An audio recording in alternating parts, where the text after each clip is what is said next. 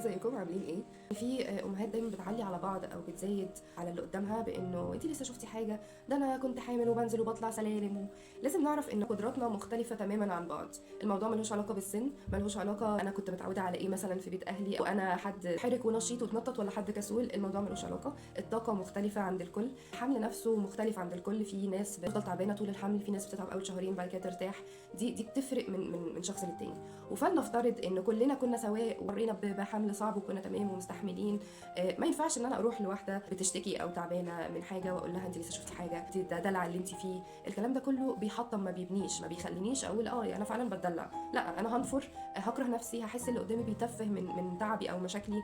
مهما كان الشخص اللي بيقول الكلام ده قريب مني، بس انا طبيعي هبدا ان انا انفر. لو انت من الناس اللي بتقول كده ارجوكي بلاش تقول كده. لو انت من الناس اللي بتسمع الكلام ده ما تتاثريش نهائي. ويمكن هي بتقول كده خايفه من الحسد دي، عايزه تقول لك انه انا مريت بصعوبات كتير وقويه وشايله جبال، فتسمع كلمه حلوه يعني. وارد في اسباب كتير، بس انا بالنسبه لي انا عارفه الصح من الغلط. معلش ربنا يعينك الكلام ده، بس انا من جوايا ما بقاش متاثره. دي اهم حاجه.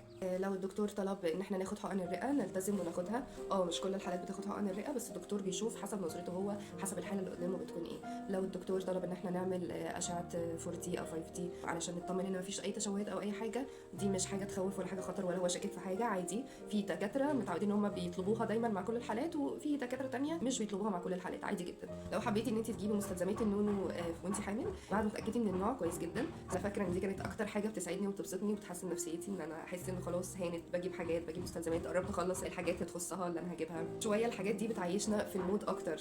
يا ريت نكون مجهزين شنطه الولاده من الشهر التاسع من اول التاسع، نجهزها ونخليها على جنب. لو انت معرضه لولاده مبكره نجهزها من النص الثامن عشان ما نتدربكش، عشان ما يبقاش في اي حاجه دربكانه او معكننه علينا يوم الولاده. دمتم اشطر بومز.